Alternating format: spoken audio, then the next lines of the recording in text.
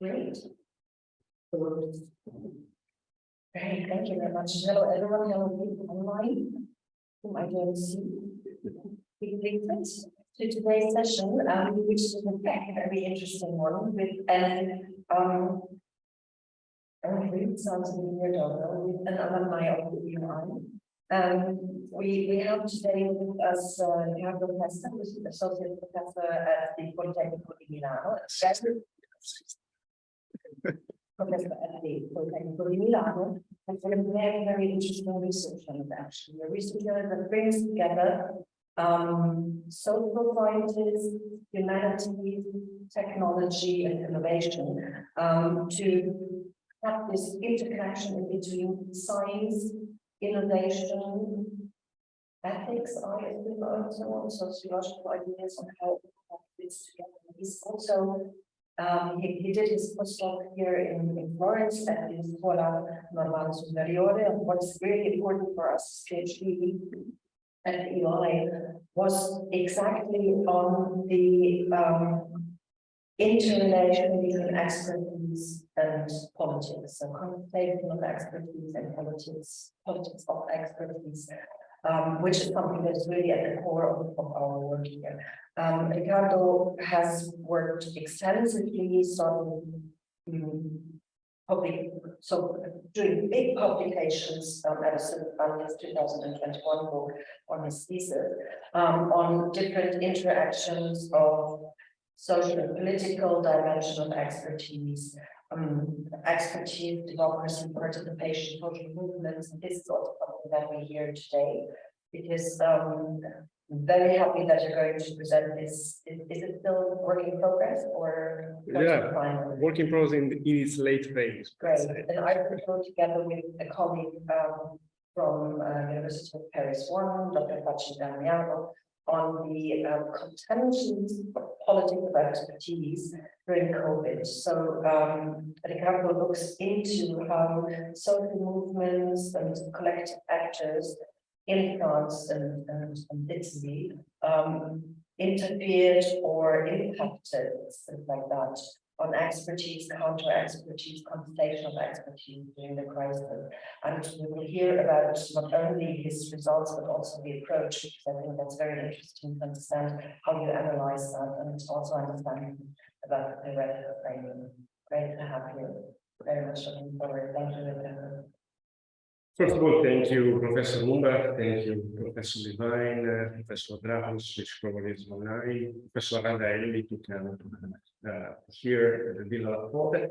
Very happy to be back to some extent to my alma mater, since I did my PhD in political science, and then kind of my thesis back in 2018. So feel very privileged to be here and to present such a multidisciplinary environment, the outcome of basically parallel fieldwork that we have done with Damiano on the contestation of expertise and the dialectics between expertise and politics during the COVID-19 crisis, especially in Italy and France, which are two fieldworks that we know particularly, and I also have part of my background spent it at the École Normale Supérieure, the École des Études en Sciences Sociales, and of course I have quite good knowledge of both polities, so this allows at least to access fieldwork with some direct also experience of how institution works, how movement cultures, and so on.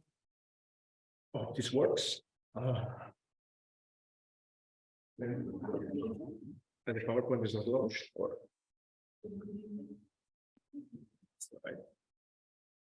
yeah, we have the first technological controversy. Okay, so I am a bit lost here. So basically, let's see. Okay, the slides. So let's start from the research problem. Then the research problem is basically how there is an interplay between scientific expertise and social mobilizations during the COVID-19 crisis. Theoretically, we try to bridge two literatures that quite recently are starting to talk to each other, which is quite interesting. On the one hand, we have the contentious political approach, so studying social movement not only as organizations per se, but how they change depending on external conditions, how basically some conditions in the polity, the political opportunity starting one of the main concept produced by Chastili, the way how resources are important in terms of political resources that are latent in the polity, and so how they, the interaction between allies in power and the opposition can create favorable conditions for the spread of collective action and protest. On the other hand, there is a growing source of knowledge is coming out of the so-called interdisciplinary field of the social studies of expertise, which is studying how basically science is also made of the publics that promote specific scientific niche, specific scientific problems that ordinarily are not necessarily performed by mainstream scientists, but attracting, enrolling scientists can trigger, let's say, new sources of knowledge and scientific innovation. Of course, empirically, we look at a comparative variation. What we are interested in is, notwithstanding the similarity in the scientific governance that took place in Italy and France. Italy, particularly, was considered to be a sort of laboratory with COVID in many other countries. But notwithstanding this similarity, there is a huge variation in the level of contestation in France and in Italy. So basically, the main question driving this project is how does conflict emerge when available knowledge on a state of things, and of course also its alternatives potential, is controversial and uncertain. So there are two approaches. First is the top-down approach, which says the more the resources that are available, scientific resources are available in a specific universe, the more you will have probably mobilization, since the scientific capital, for example, that are owned by scientific actors, can be a tool, political tool, that emphasize, that increase the credibility or the consensus of a specific social mobilization. Of course, here the triggering role is those of scientific actors that can open scientific controversies by, for example, producing innovations that are contentious or that can affect, for example, in a positive or negative way, a specific public policy aspect, or a specific, for example, in the medical field, a specific treatment. The second approach, most of the time, emphasizes the role of the bottom-up resources, so how basically organizational resources of citizens, patients, for example, can trigger scientific consensus. So this is typical of, for example, the protest against the genetically modified organism, which played a huge role in mobilizing consumers, in mobilizing Greenpeace activists, for example, that comes from a purely activist background, and then, of course, can enroll some scientists that are skeptical in some way of privatizing, for example, GMO, or producing specific research innovations that are, to some extent, politically relevant. The empirical, just few seconds about that, not to overload too much presentation that is quite complex and probably too much thick. We basically conducted two parallel figures, so a comparative qualitative analysis, broadly speaking, not in the sense of the purely technical QCA. So Damiano participated explicitly and with an active role in the Mission Indépendante, which is the organism that evaluate the scientific and social impacts of the Conseil Scientifique, so the main group of experts that managed the pandemic in France. He conducted 20 interviews plus many notes and field observation from the Mission Pied, which is the Mission Indépendante, so as I explained. While, for example, I interviewed both scientists involved in few of the scientific controversies in Italy, and mostly, let's say, people involved in the collectives that were, specifically critical of the scientific management in Italy.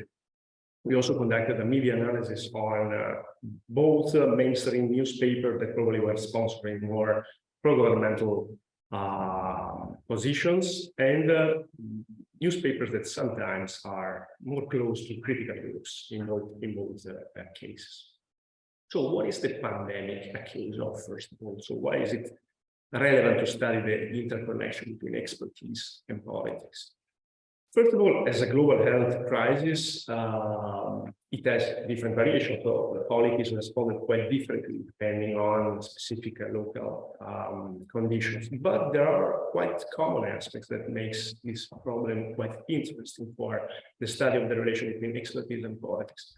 First of all, there is a huge, immediate need for urgent decisions, basically, due to time constraints. So the virus was spreading, contagions were rising, and risky threats that are quite immediate.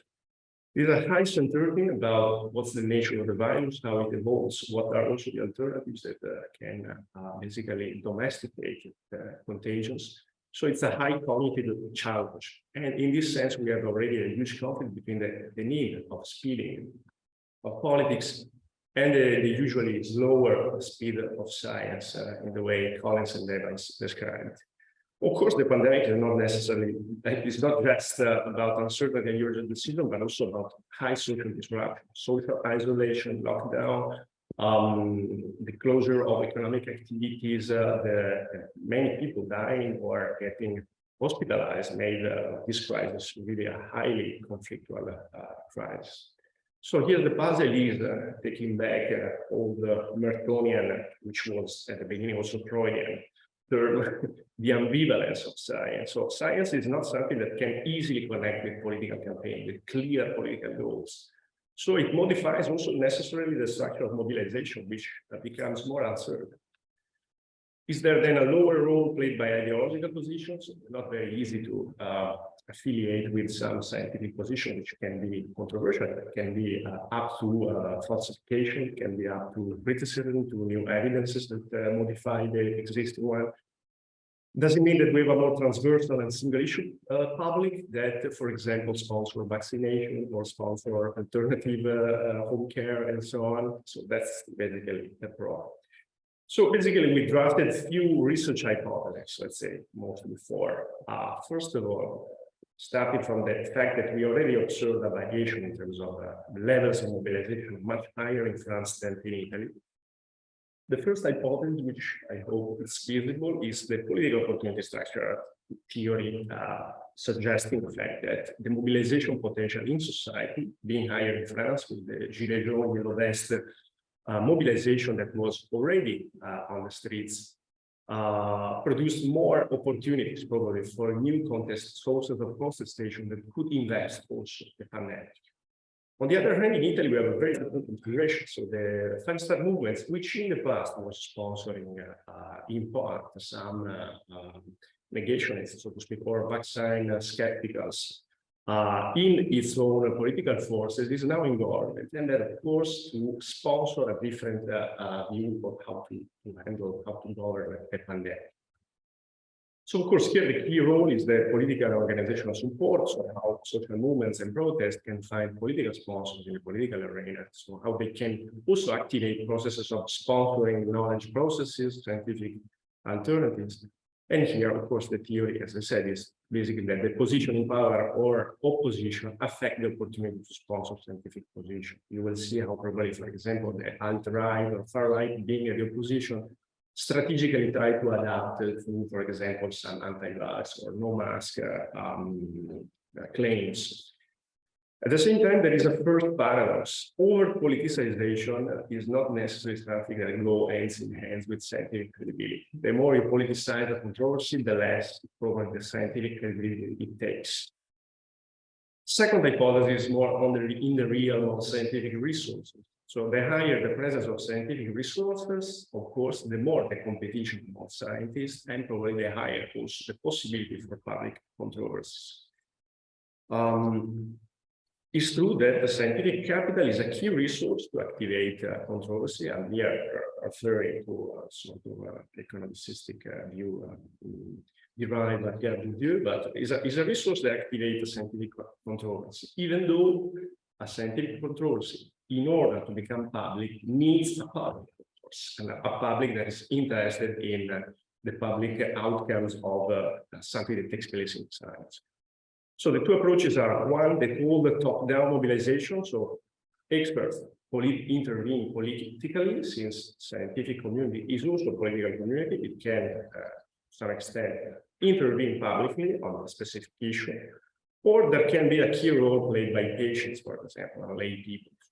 Think about the co-production of medicine in France, in the case of patients that sponsor research on muscular dystrophy in France. This is something that really started from the community of patients that were experiencing some pathologies.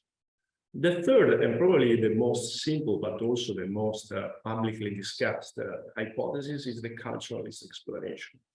High traditions of anti-vaxxers or vaccine hesitancy in France can probably explain more protests during the COVID-19 crisis. Of course, here the problem is how traditional activism can reactivate previous memories of activism or similar forms of mobilization in new mobilization. But what are exactly the organizational networks or the culture that keep a tradition alive? The fourth and last one, hypothesis, is also one of those that was probably also suggested by the more critical versus conspirationist group, in a sense that there could be a sort of influence of the organized corporate power in order to sponsor, of course, the production of some medical products, treatments. So in this case, for example, pharmaceutical market power would explain the interest in specific solutions. Can be vaccines or pharmaceutical products that are alternative to vaccines, since there is a political, economic aspect that is quite relevant in vaccination. Of course, here the problem is that there can be conflict among different corporate power that can neutralize each other, and so they can balance resources that can sponsor specific social movements.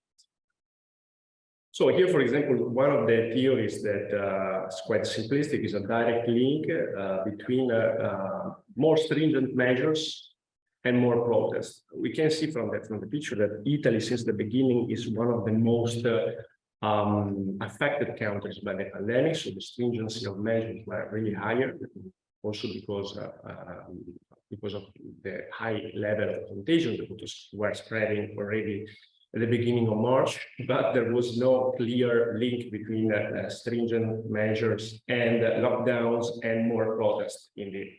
Because France, for example, that has a less stringent level of lockdown measures put in place, contagions during the first phase, experienced exactly a more higher level of mobilization in the first phase. So here we drew a small visual synthesis of the political opportunity structure with a relation between government and opposition. So can go back afterwards more in detail. So this summarizes a little bit the study we did. In terms of processual evolution of the interaction dynamics, we have the three phases that we identified from March 2020 to May 2020. The first lockdown ends. More or less the same date as in France and in Italy, even though in the two other phases we have very different timing also. The second phase, September 2020, December 2020, is the one in which there is a change in the Prime Minister in France, and there is an extent of consultation on how to manage and govern the pandemic crisis. And so this means already that the government tried to respond to the high level of protest and mobilization at the social level. In Italy, more or less, the situation is the same as in the first phase. We clearly see already in the part, as you can see, on the side of protestation, the fact that in bold, France has the big controversy on hydroxychloroquine that takes place exactly during the first lockdown and during the first day that the initial lockdown was launched. While in Italy, the higher level of protest takes place on the third phase, when you have the rise of the Commissione di Precauzione, so criticizing the health dictatorship and the surveillance policies put in place with the Green Pass. So let's start then from the French case. Let's start from the configuration of actors. There is a role of participation on health in France, which is something that gets institutionalized since decades. So there is a real theory that is put in place by the government in terms of including the publics in the making of health policies. There is a previous wave of huge mobilizations during, for example, the SIDA, the AIDS crisis that became institutionalized, for example, the Agence Nationale de Recherche SIDA, hepatitis virale. A clear device of co-production, a real form of participation based on co-production, so involving patient representatives, professional experts, lay experts in the making of health policies. The Conseil Scientifique, which is the main actor put in place to manage COVID crisis, is also composed by, for example, the CAR, Comité Analyse Recherche Expertise, directed by Barré Sinoussi, so a doctor that was awarded with the Nobel Prize to discover basically HIV during the crisis, the AIDS crisis. And what is important to note here is that she works in the same laboratory with Luc Montagnier, which will be one of the key figures in the contestation, overtly joining, let's say, anti-vaxxer demonstrations, and even being exported as a public figure in Italy, so in another polity. There is also connected to the previous hypothesis a history, a sort of memory of anti-vaxxer potential in French society. So vaccine hesitancy is perceived as a real risk for the vaccination campaign. Here we took a note, especially from the Mission Pitié in March 2021, in which you can clearly see from the rapport final in March 2021, where they basically start, first line in yellow, that they needed to put in place a prudent discourse to avoid the fact that the crisis of consent of the government could be negatively affected by a quick vaccination campaign that probably could have met a huge anti-vax front. Basically, what they say also at the end is that given also the high successful rate of vaccination in France, the diagnosis of France conquered by the anti-vax should have been revised. So basically, they overestimated this cultural, traditional potential of anti-vax in France. But let's focus then on the main aspect, the main distinctive aspect that makes this comparison interesting and that shows the high level of conflict in France, the emergence of the controversy. So first of all, the context is the neoliberalism à la française, which is also in these days quite discussed, quite intense.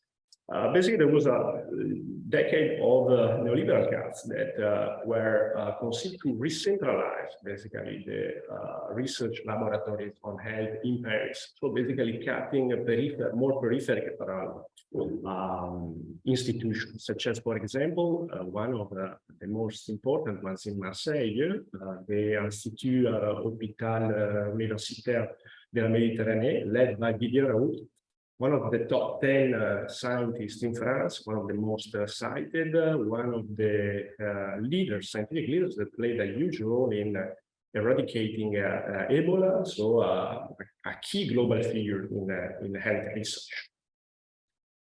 Of course, he's been invited since the beginning to be part of the Conseil Scientifique, but he refuses immediately to participate, also in part criticizing the fact that they cut the funding for his institute, and they invite him to become as one of the main leading expert part of the scientific Conseil Scientifique. He publishes on March 16, basically the first preliminary report on one of the most cited journals in the world in microbiology, so by then he's a microbiologist, where exactly he assesses that the result of his trial that he took initially a few weeks before with 25 patients explained that hydroxychloroquine and azithromycin are effective against COVID-19. It's true that parallel with this, in March 2020, the Food and Drug Administration issues an emergency use authorization, so basically allowing the use of hydroxychloroquine in hospitalized patients. So it gets a first recognition at the international level about the validity of this experiment. At the same time, the Lancet, a few months after, publishes a retrospective analysis that reports the serious risks in patients, or basically heart disorders, due to the application of hydroxychloroquine. At the same time, the FDA, the European Medical Agency, or the Italian Drug Agency banned the use of hydroxychloroquine out of trials under close supervision. June 13, the Lancet paper is retracted for a major scandal of authenticity of unreleased patient database. So we clearly see how basically this controversy becomes really controversies about the credibility of leading scientists, the credibility of the evidences that are taking place. So they are not basically working on fake data, but how they interpret it, basically the reliability of the evidences that placed in key journals, medical journals, so not in alternative pamphlet. There is also a growing popularization of figure of Raoul. Think about, of course, football and the competition between the PSG and the Olympique Marseille. So the supporters of the OM, they are basically overtly sponsoring their support for Raoul. So this is important, not just because I don't know if you follow soccer or football, but the fact that it becomes a popular item, so to speak, on the media, on the websites, and so even in popular sports such as football. The same thing, immediately it gets appropriated. I mean, the evidence for hydroxychloroquine gets retweeted by Donald Trump, that define it a game changer, and also by Bolsonaro, that overtly support the fact that Modi wants to buy a huge amount of hydroxychloroquine treatments for India. So really it became a sort of international right-wing appropriation of the Raoult figure. So going back to the ambivalence of science in politics. First, scientific claims. Raoult defined the evidences of hydroxychloroquine as an alternative to lockdown, conceived as a medieval measure, and compare it with the peace in the epidemic in Marseille in the 17th century. So the lockdown was basically a medieval measure, but it's not against vaccines per se. So he said they are useless if there's a medical link, especially if this COVID, this virus, is changing in new variants all the time. So this is already a distinction in the way also you can appropriate these claims. There is a mass purchase of hydroxychloroquine in French pharmacies that triggers also a state reaction with the ban on 23 March. So 20 to sell hydroxychloroquine in the pharmacies, so only in hospitalized spaces. And there is the rise of a social movement formation of doctors called Leçons et Médecins Prescrits, so general doctors, that expands also the publicity of hydroxychloroquine. Anti-vaxxers also support Raoult proposals. Here they get into a coalition with trade representatives that are, of course, against lockdown for socioeconomic reasons. But the problem of this appropriation is that when vaccines becomes an opportunity for trade representatives to open, of course, they overtly support vaccination, because it means getting vaccinated, I can reopen my activity. So in this sense, you have a first cleavage between the more strategic protest claim and the most orthodox culturalist, let's say, rigid anti-vax minority. So that just to give you a broad view on the mobilization in France. So the Italian case is different in the configuration of actors. More than central periphery cleavage, you have regional health units, sort of health consortiatism, where there is a key role of regional governors and local directors of health units that can play a huge role in setting, claiming something publicly and becoming a politically relevant act. As said, the mutation of the five-star movements in government, it becomes the first governmental sponsor of vaccines, and it expels at the same time the most radical anti-vaccines component from the party. There is no specific polarization on scientific alternatives, so Italian trials on hydroxychloroquine in parallel with the French, they take place, but they are performed by purely scientific experiments. So basically, people just interested in a random trial that they didn't know at the beginning it could become so politically and strategically appropriate. And then also, in terms of scientific resources, there is more fragmentation and less than resources for a huge scientific protest that takes place out of the institution. For example, Massimo Galli's statement, one of the key actors in the public debate on the full independence of Italy on sequences. We don't discover variants because we basically cut funding on specific research niche connected to virology and microbiology. So basically, we rely on the UK. Public expert that comes from abroad, so with a high symbolic capital, they are pro-government. So basically, Ilaria Capo, for example, which became a key figure in the public debate. And even protests, just to tell you about the dependence of the scientific field from foreign research, even protest imports foreign resources, such as Luc Montagnier that will join the inaugural Green Pass demonstrations in Milan. So the emergence of controversy, as said, during the first and the second phase, there is no specific scientific controversies. We mostly have alt-right, center-far-right political parties that, being at the opposition against the Conte II government, they try to politicize sort of vague anti-vax, anti-mask, anti-lockdown protests that mainly have socio-economic claims and plus conspirationist surveillance claim. The Italian trial on hydroxychloroquine, which takes place between March and December 2020, is performed by mainstream doctors, but with no political intent. So it's really an insulated expert community that works in a more traditional setting. And it gets suspended, it's true, because the media pressure that comes from the Italian newspaper makes that they are not able to bring the experiment to the end, because they don't find any person that most likely would join this trial as volunteer.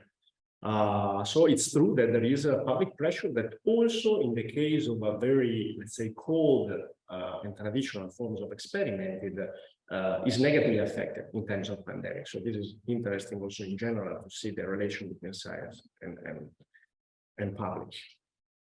There is an expert polarization that takes place more in a very strategic way. So Galli says publicly that there is a growing cleavage between experts close to business groups, Zangrillo and the San Raffaele, the personal doctor of Berlusconi, that overtly become a public expert in favor of reopening economic activities. So with data, with its own view on how COVID is not so dangerous, but still it is because there is this growing polarization. So experts becomes part of the social and political conflicts that takes place in this setting.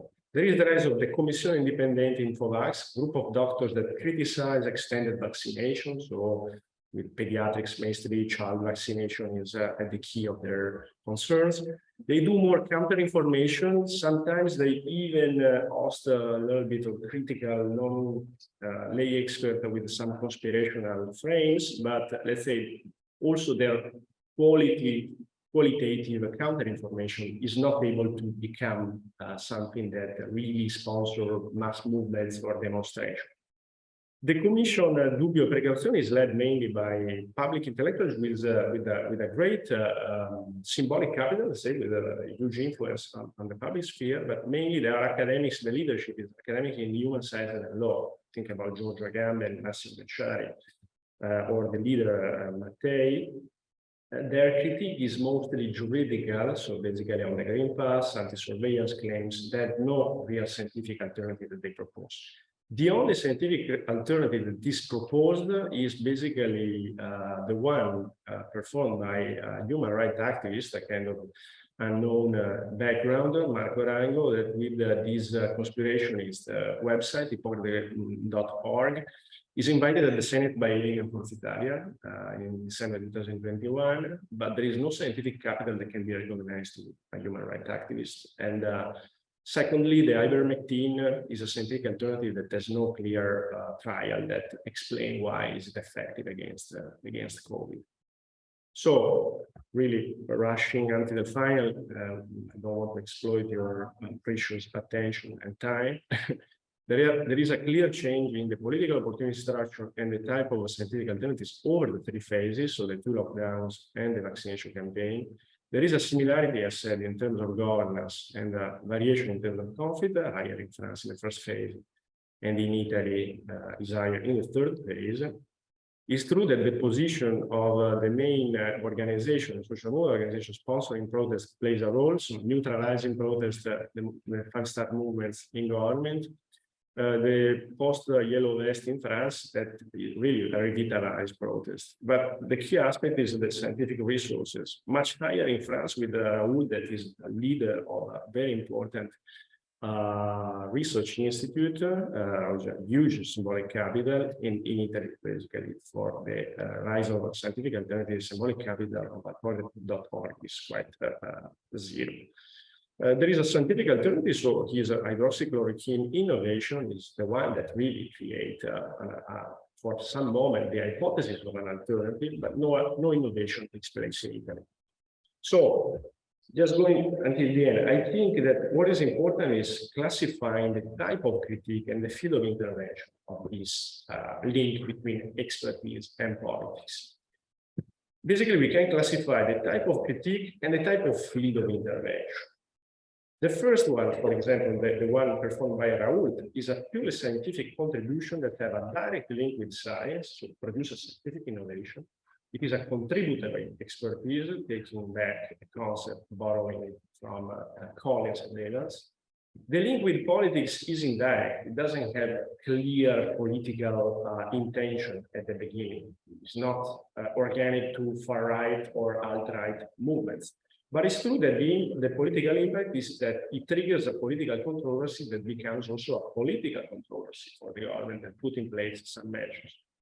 The second type of critique in France is explain the case of Lesson and Médecins Prescrits, so general doctor that criticize the measures, or in Italy, the Commissione Dubbio Precauzione or Infovax. The link with science is indirect, in a sense that they don't produce specific contribution. They rather criticize existing contribution, or they appropriate strategically scientific contribution. The link with politics is direct, so it's an overt critique of the politics put in place by the government, but the impact is more of a social mobilization rather than triggering new public controversies. The third type of critique, which is interesting but minority, I would say, and explains the rise of conspiracionists in Italy, is the denunciation, which is indirect to science because it doesn't produce any specific scientific contribution. Is more on the side of refusal. Politically is indirect, it doesn't have a real mobilization power, so it's more the political sponsor that is interested in enrolling the protest rather than the other way around. And of course, the impact politically is more the creation of a conspirational community, which is more countercultural or sectarian, so it doesn't have a real capacity to shape the debate in a direction. So going to conclusions, we reject the hypothesis of an anti-vaccination trend in France, as we said. So there is no such a thing as the culture of anti-vax, because it was more an initial concern of the elite, of the technocratic elite in France, but they also admit that is not the case. When it concerns anti-vaxxers, it is of course something that deals with just a rigid minority. The hypothesis of the market rebels has no real evidence because there is no clear push of business actors to invest on hydroxychloroquine. So the Sanofi asked the government at some point in France that they needed it massively by hydroxychloroquine, but this was something that didn't take place. So what we confirm is, of course, the relevance of the political opportunity structure. So the polarization between government and opposition is a necessary condition for the spread of protests, even though it changes depending on more processual aspects, not just of specific political actors of the government. The key hypothesis that we confirm is the importance of scientific resources, even though, as said in the previous attempt at classifying the forms of scientific organization, we should distinguish something. Like the importance, yes, of the credential and contributory expertise following Epstein and surveillance, because contributory expertise means producing medical innovation that can become public controversy. But the contentious scientific alternatives comes out especially because there is structural power in global health of France, and there is a key figure that belongs really to the center of the scientific production. So the center explains also the rise of alternative to the center. There is, of course, a central position and proximity to the decision-making, and who was given a budget to be part of the Conseil Scientifique, and that's the reason why also, I think, he conceived this idea of creating an alternative that overtly criticized government. It's true that following the hypothesis of political mobilization, political sponsors are important, but without scientific credentials, they bring protest toward a dead end, particularly in Italy. Typically the case. There is, for example, the strategic appropriation without innovation, like the Commissione di Precauzione for the Infovax, which are mainly anti-surveillance libertarian frames. And of course, the political inhibition of purely strategic actors and conspirationists. So basically, no credential brings you toward a dead end in terms of being able to create credible alternatives and credible political mobilization.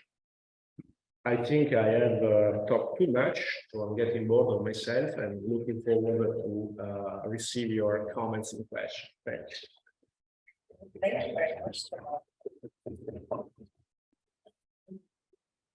Talk about the effort that you put in explaining us the way, because I think that this is one strong contribution of this article that we really try to see in conceptualizing matrices from different levels, going from the theoretical, but also linking the result later on to the kind of impact.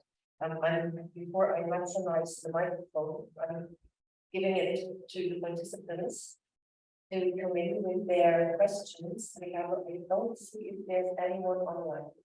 Questions. I don't see any questions, so I open the chat, but yeah. Right. Okay. Maybe I yeah. Could you put the last one, yes.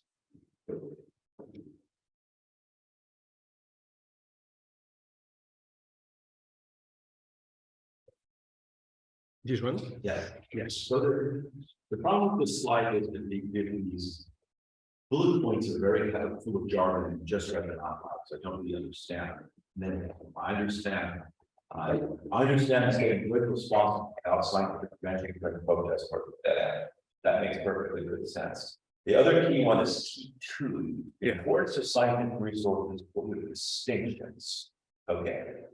The importance of credential and contributory expertise. What do you mean by that? What is the if we have credential and contributory expertise, does that make protest more likely, less likely? Doesn't say, it didn't say. So you can start with that, elaborating a little bit. And I have other bullet points are to me are equally serious here. This produce medical innovation. Yes, I understand expert produce medical innovation. What is the relevance of that question at hand, which is social conflict? Is production of medical innovation more or less produced? It doesn't say, it didn't say. Okay, contention scientific alternative comes out of, I actually have no idea what these things mean, high scientific resource, I understand that. So if there are high scientific resources, then protest is more likely, less likely. The parenthetical is a structural power of global health. No idea what you mean by that. By structural power. Was that? It's a structural power of global health. What does that mean? Does that mean that WHO is structurally powerful? It's the key role of France in producing it. Well, Nobel Prizes in France. Structural power of global. Yeah, I don't know what structural power means. It means that the structure of the production of scientific research brings some states to have a more centrality rather than others. In Guatemala, I'm sure that there are plenty of. You're talking to yourself here. I don't know what you're saying. We try to get you to say this In a way, it's But not. I think it's quite evident. It's quite evident. There are some spaces in the world in which the role of science is more relevant in terms of reducing, solving problems. Like, for example, look at AIDS, for example. They have Nobel Prizes in France. It means investing in scientific institutions, investing in the production. That is how I look at these things. Also, it's in your head. Not in my head, maybe there are other people said, I don't know. So the idea here is we're talking about different countries. Is that the starting point of this? We compare two countries, yeah. Okay, so we're talking about two countries, and some of them have more structural power than others. And then what that's so structural power in terms of scientific centrality in the international the fact that you have a big scientist that have a scientific impact that get transferred all over the world. Calling that scientific centrality is a bit of an argument that nobody understands. Centrality, there are scientific prestige or distinction or Nobel Prize, right? We don't say the Nobel Prize or it's central. You use the words the way you want to use them. No, if you don't explain it to other people, we won't know what they mean. Yeah, no, I know. Sure, I have to make an effort in order to make more clear what I say. I'm totally fine. But I don't understand what is unclear in saying, for example, that New York is one of the biggest financial centers in the world. Do you agree? Is it clear? The state of New York is one of the biggest. No, is it clear? But I don't understand the structural power in the global path. They're not the same. And they control this. What we're saying is that some countries are scientifically more prestigious or distinguished or something like that. They greater scientific power. Okay, great. So the high scientific resource maybe is clear. What that structural power of global health is maybe an obscure way of saying the same thing. Now, coming back to the main point, the high scientific resources, countries have different levels of scientific resources. So what? What does this have to do with the paper? Yeah. No, David, I think then I want to open also to other. I think it's something that really in political economy of knowledge, structural power is widely used. Probably we really belong to different epistemic communities. I'm more of the effort of trying to find a bridge because I think it's useful. You say you don't understand what it means. It can happen. I want to make things simple. In the literature that I usually read, it's quite clear, evident. Probably not in other literature, but I really have to. This is not an audience discussion of scientists. You're welcome to use the jargon and speak with your colleagues. If you use this jargon to speak to other people, nobody will understand what you're saying. I don't understand. That's probably true. Yeah. Right. So what I'm trying to do is trying to get you to translate this that you should have done for a general audience. So, but with contentious scientific when it comes out of high scientific producers, I think that is if scientific resources are high, we will be more. Yeah. Okay, great. That seems clear. Central precision, proximity is decision making. And then you mutter something about Rahul and we get there. So I take it if the scientific resources are more closely connected to the government, then there will be more contention. Yes. Okay, great. It's not, it's just that the way it's stated there, I really was struggling to understand what it was back in the say. So not that part. So basically, you're saying that the stronger scientific component, the more closely connected to the government, the more likely it is to move to Congress. Okay, how is that? The evidence that we gathered observing how the frequency of protests in the states, protests on the street that basically takes these scientific claims and made them, for example, their main concern, their main claim that they want to raise contesting government, producing flyers, populating the public sphere. So how is that connected to the fact that there's a powerful scientist for all along the government? Who said that? That's what it's something. I thought we agreed. That's what it's on the slide. I mean, science, connect the government and confirm that this leads to greater confidence. I thought. I'm sure that that's my fault. Because I'm clear. So trying to make it more simple. Raoul Sold is one of the leading scientists that got recognized with prizes and awards for eradicating Ebola. in which France, as a state, also played a role. So this means that he's one of the top scientists, one of the top 10 scientists in France. So you would expect that he would be more on the side of mainstream science, cooperative with government. But the opportunity structure there says that he is negatively affected by governmental measures. They are cutting basically the funding that his research laboratory is getting in the Institut de la Méditerranée.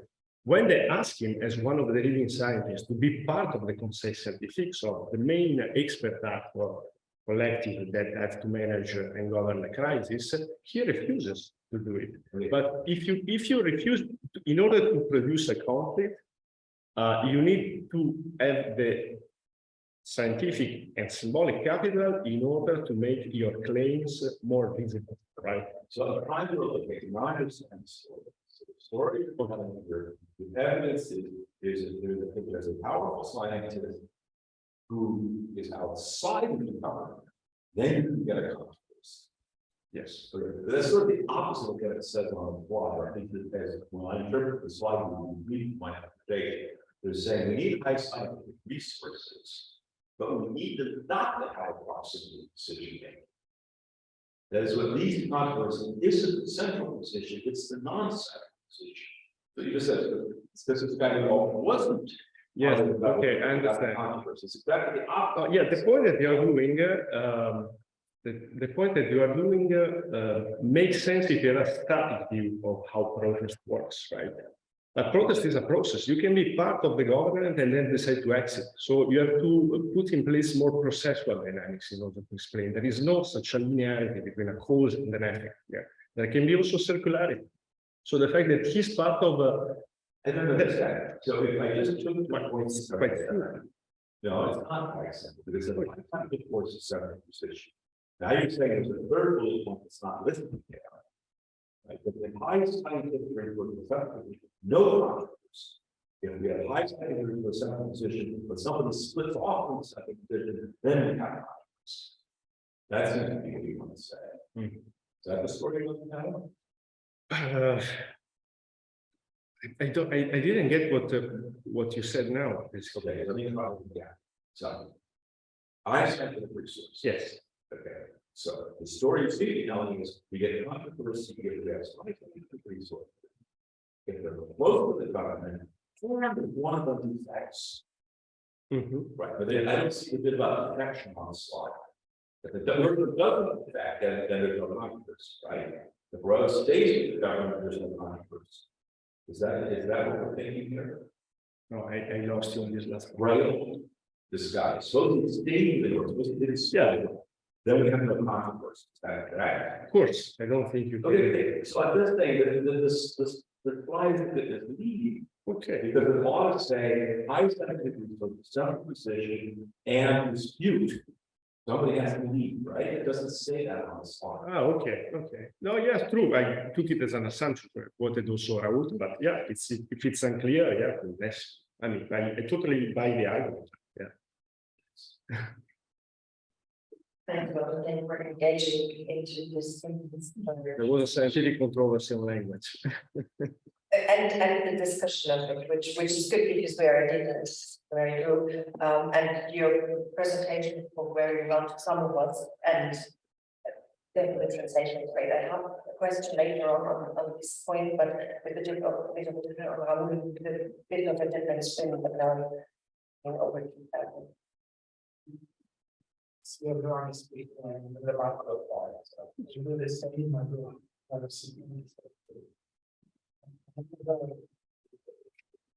one question on research design about the story we kind of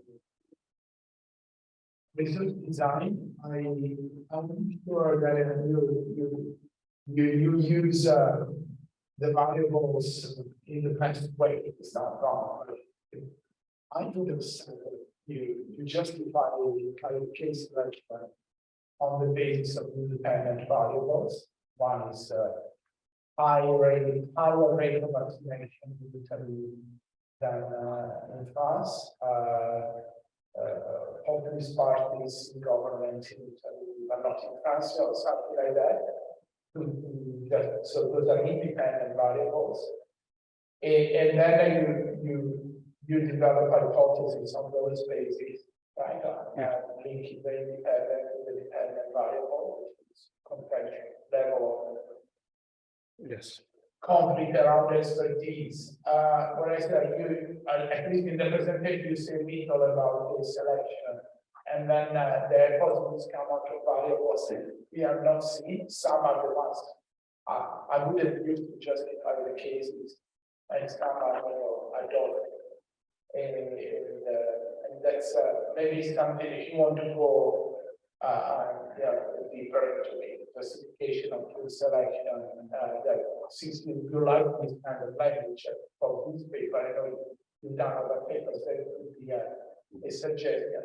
And regarding the story, there is something that I would have looked at. I'm sure it plays a role, but not everything that plays a role. There was enough to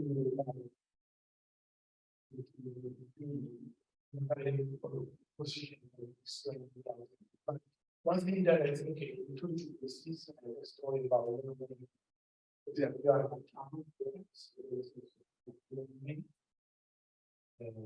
like they compose into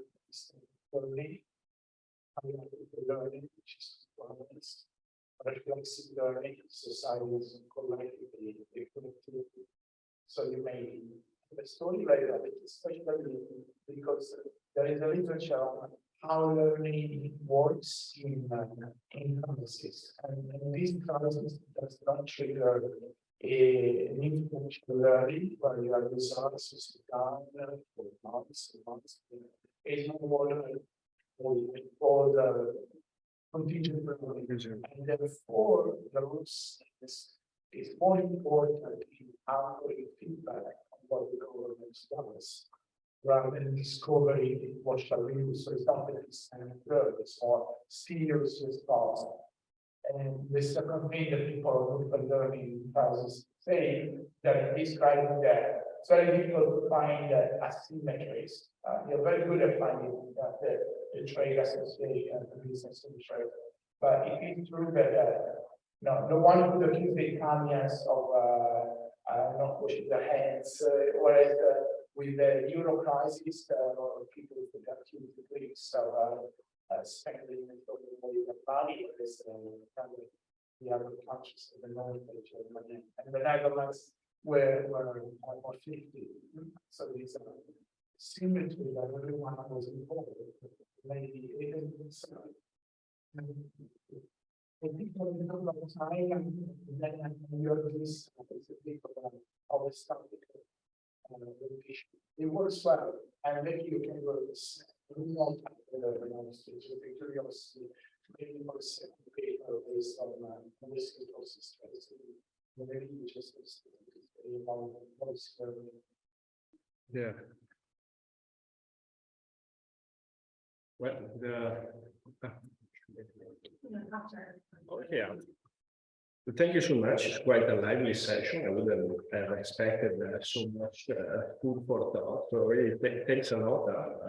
I really enjoy debating with you. Yeah, I was thinking when we were working, even though we probably met in a phase where this paper was already structured, dear Claudio, and I think that the aspect of contingent learning is something that definitely could be exploited more in this paper, because the speed of politics, the speed of science created a clear conflict here.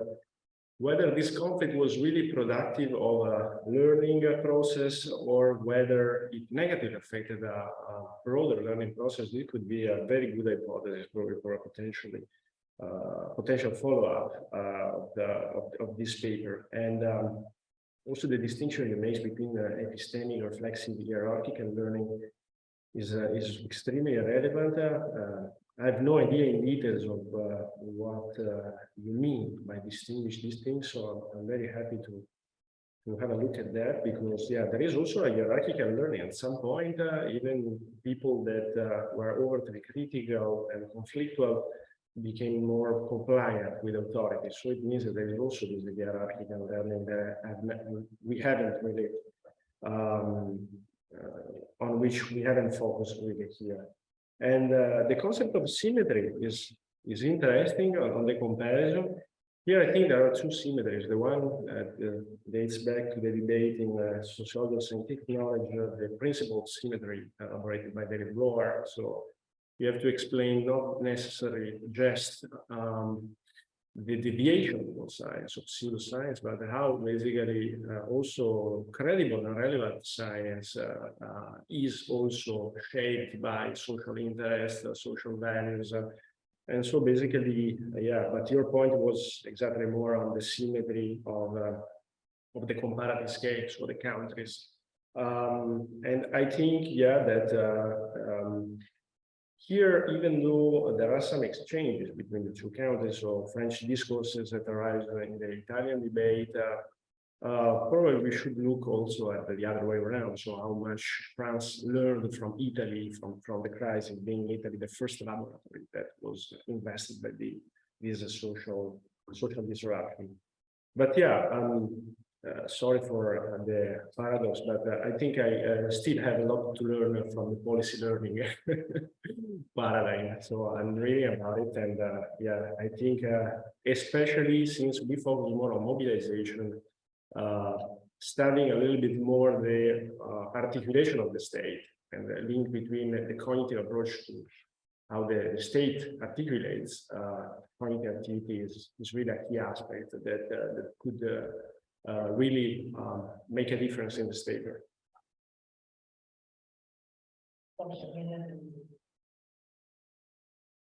Hi, it's actually great that you just ended on mobilization, because my question was about mobilizing.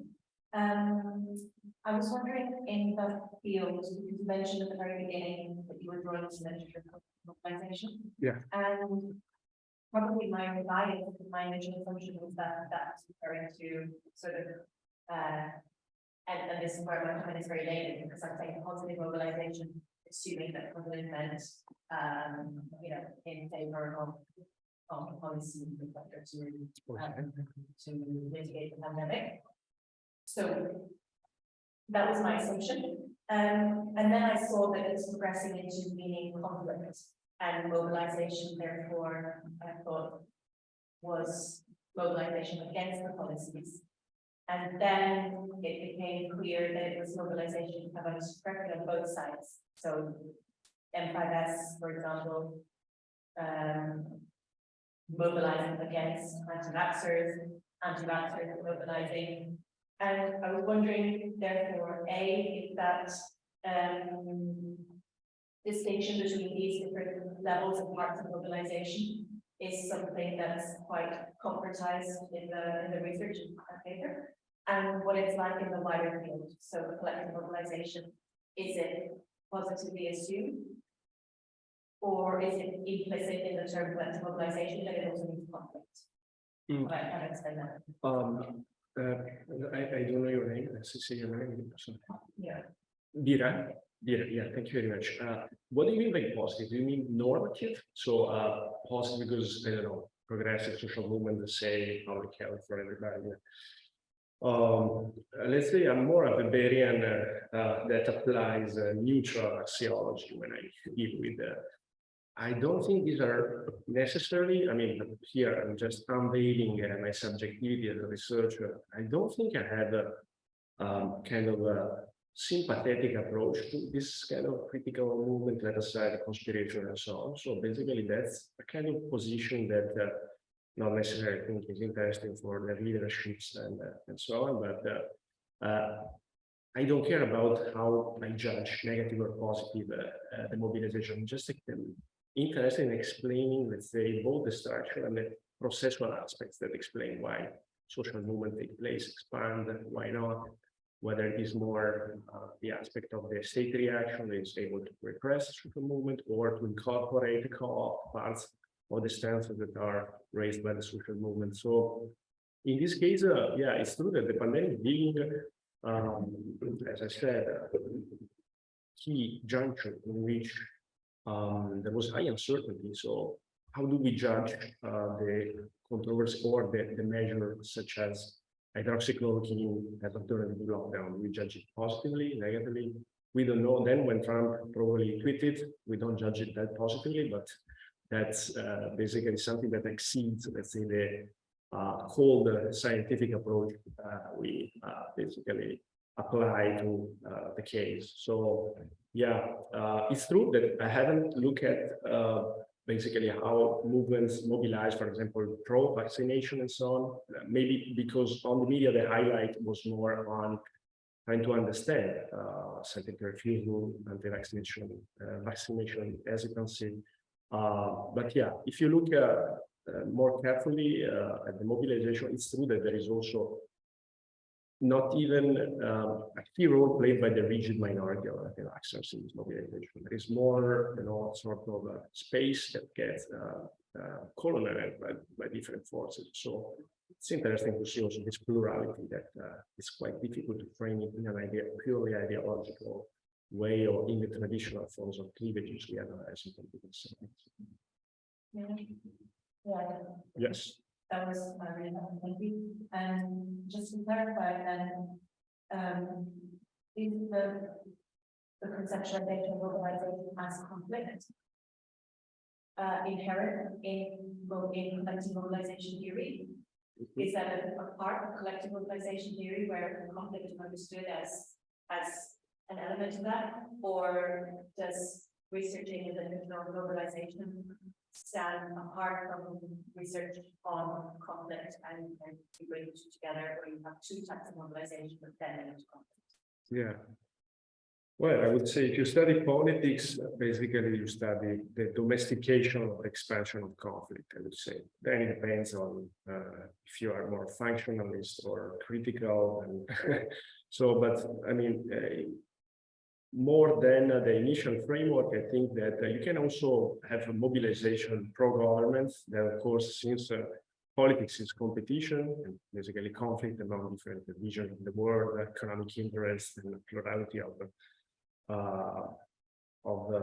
things that tells about the political order you want to achieve. So there is always conflict, I would say, even though you have a mobilization pro-government. If there's a mobilization, it means that you need a mobilization in order to restore consensus in a political elite, or you have basically to counterattack probably opposite political mobilization against the government. So that's part of the symmetry of conflict in politics. So I would say yes, in general.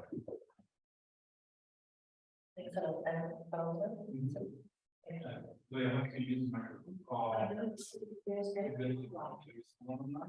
don't know. We don't know.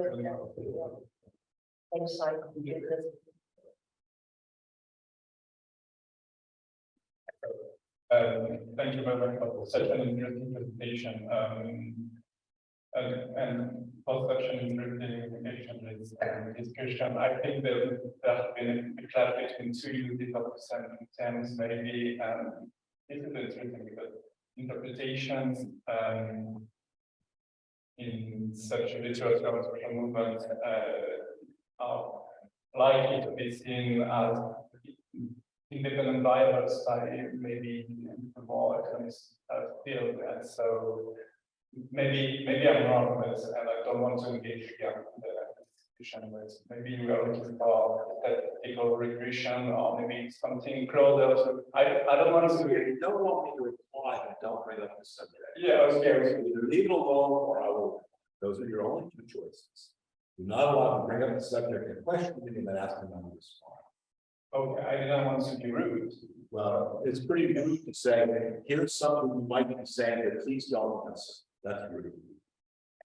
Okay, well, so since mobilization is more a process than something static, I would just want to know if there is some data, whether in your research or in others, about the composition of the population involved in the interpretation with. Can we identify several phases? Are they the same as the one you identify for the political field and the scientific one? Or does the research maybe it's too soon to have such a result? could involve much more solid and big data. Yeah. No, thank you, Valentin, for this question. Of course, our approach was more ethnographic, qualitative, so to speak. So the type of data we collected are not necessarily looking at the social composition of the participants, but that's definitely a legitimate way of studying the participation to specific social movements, whether there are some socioeconomic characteristics that can be explained, for example, that can explain, for example, conspirational communities and that are different, for example, from other collectives that mobilized. So what I simply tried to do, since I was focusing on expertise and collectives, it was to look at what we call the scientific capital. So basically, whether you have credentials or not, whether it's more the mobilization of lay people. So in Lesson and San Prescrire, for example, there you have a specific scientific credential. They're all doctors in general medicine. So it explains also the type of claims that they pose, they elaborated, which is quite different from that anti-vax, which if we want to define a social movement, I'm not sure we can even define it as social movement. It's rather more a mobilization. The social movement means that there is a sort of common structural homogeneity, let's say, of the networks that belongs to a specific social movement. So, for example, the fact that in the anti-mask mobilization, we have claims that started from the COVID that not exist until COVID is a plan, a design to destroy us, or there is a plan to basically isolate us, so basically the fact that it can be a highly dangerous or not at all dangerous aspect tells you about the incoherence also of some mobilization, the fact that they were more episodic, linked to quite fragile alliances among participants. So I think I would read with pleasure an article that focuses on these socio-economic and cultural aspects of vaccine hesitancy. So I'm sure we can learn a lot about it. But yeah, mainly in social movement studies, we focus more on leadership. So the one that elaborate claims that then, they elaborate also a political line or something that becomes politically to, for example, construct collective mobilization sustained in time, that know how to lobby for specific claims, and so less, let's say, the constituency that follows the leader. It's the leader, let's say, that makes the agenda, so to speak. So it's a key aspect that you have to study to focus on mobilizations. Yeah. Yes. Thank you very much. Would you mind going back to the lines? Actually, some short questions.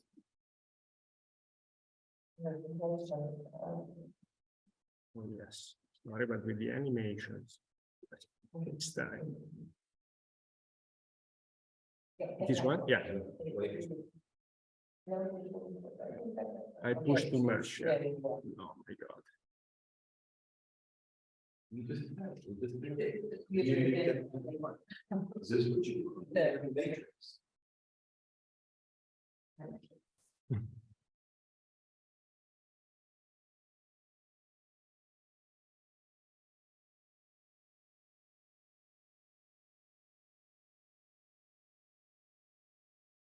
Yes.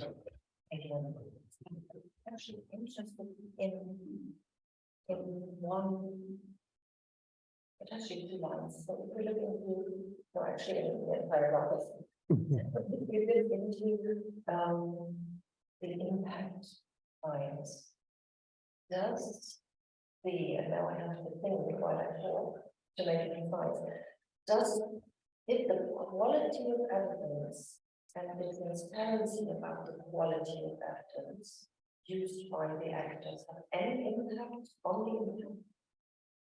Or was it rather to present an argument that was against the science advice that was given to government? Do you know? Yeah. Something about it? The quality of the evidence is already interesting because well, Raoult published in one of the top journals, microbiology, is a typical standard scientific contribution. And so basically it has a direct link with the possibility to buy hydroxychloroquine because a top scientist said that it is an alternative to COVID, I mean, this vaccine to treat COVID.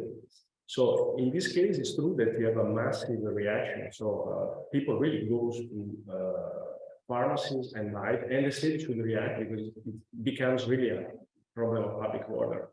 While on the side, for example, of denunciation, for example, the impact is politically very low, because also the quality of the information is low. So if you don't even understand the source you are using, then it becomes also politically a mess. So you don't have a clear claim that you can raise in the public debate or in the political arena. So for sure, the quality, as you said, of the argument really plays a role a lot. In terms also of what we call in sociology credibility, because yeah. And then another point that I'm interested in is you analyze what expertise and knowledge as the organizer, as public organizer. Social mobilization, outlining, positive small. If we think that this is relevant for disciplinary organization, have you looked into the emotional component of mobilization and scientists? Because a lot of that seem to be rather emotional, even potentially competitive as a reaction, because you said about the motivation of role transfer is non-access to research. Yeah. Previously, the COCB and Montagnier issues in the same level. Is for scientists to engage and potentially that's contentious function to prevent alternative evidence. Is there an emotional component in that? Have you looked into that in your research? Didn't focus explicitly on that, but there's a clear link between a fear of vaccines for some specific reasons, and of course the dramatization of that becomes pseudoscientific on the negatives of vaccinations. And of course this is much more visible, I would say, rather than in the figure of Raoult, which is someone that has his own YouTube channel and resources to have also scientific communication that is quite impactful in terms of really leadership, also that becomes a public leadership. On the side of conspiration is there is of course a dramatization that, so to speak, would be very interesting to analyze in a Durkheimian way. So for example, there is a rate of not a rate, I mean not a statistical rate, but I would say there are cases that become important in the conspirational communities of weird suicides among these gurus that have no scientific links, and the way how they dramatize these we don't know, weird suicides or let's say death. They bring the movement to elaborate new conspirations about the fact that someone, of course, decided to eliminate a potential enemy of the state or whatever. So in this case, for sure, framing what is happening has a lot to do in the study of social movement with emotion, the capacity also to not only persuade rational, but also to create a community that is also an emotional community in a Durkheimian sense. So for sure, I mean, the fear of COVID, the way how contagions risk were also mediatized, played a role also in the way mobilizations try to target emotions, for example, in terms of risk, for example, the risk linked to vaccination for children or for pregnant women. For sure, there's a high emotional aspect linked to that. And finally, if I may, if anyone wants to move into just a point because we're going to be introduced many interviews for things. Did you ask only the question focused on their engagement or on more science environment and development It's also that we tend to always sort of the resources of science advices, whether or not they saw the science advice politicized, and we ever since that is conscious analysis and perspective on the system that they are navigating in, or is that really more focused on injecting their particular vertical expertise into the science advice? Yeah, and I think the quality of in-depth interviews, at least the structure of interviews, as we want to define it, but it's the fact that you really engage also a lot in the understanding the background, the position that a specific scientist, for example, has in a field. So it can happen, for example, that when we interviewed the Italian scientists that participated in the trials that put in place for the hydroxychloroquine, they were mostly, I would say, democratic in the sense of having their own idea of contributing to public health and so on. So there can be quite interesting aspects that get unveiled when you come close and you interview participants. Also, an interesting methodological aspect, since our research was more abductive, so we tried really to construct questions depending on evidences that were progressively, incrementally coming out. So we didn't have really clear ideas since the beginning of what to investigate specifically. So, for example, the controversy on hydroxychloroquine is something that we discovered in Italy after a few months of our fieldwork. And the other important thing is how basically you realize that sometimes people, scientists, they have the capacity to frame the same debates that you are trying to implement in your paper. So you have, for example, public expert that participated in this trial on hydroxychloroquine that knows perfectly what's the difference between the sociology science of Robert Q. Merton and David Bloor. So this is an interesting, let's say, mirror effect of reflexivity when you investigate. So even how you frame questions sometimes can be contested by, or simply understood, and then can trigger a reaction in the way also a scientist reply to your question. So it's useful to have this reflexivity to know how basically you are yourself positioned in a debate, and there's no way basically to avoid this positioning, basically, in my opinion. That's at least how I conceive social science. Thank you very much. Anyone else with a final question? Have you managed to look into the Zoom meeting, whether or not we missed someone? Nobody's in the chat, yeah. We don't believe.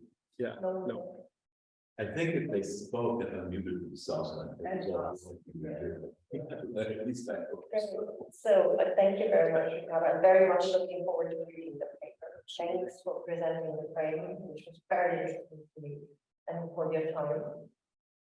Thanks a lot. We will see you here as soon as with something new, as soon as another. Okay, greetings from Montreal. Good. Okay. Just that question. Thank you very much.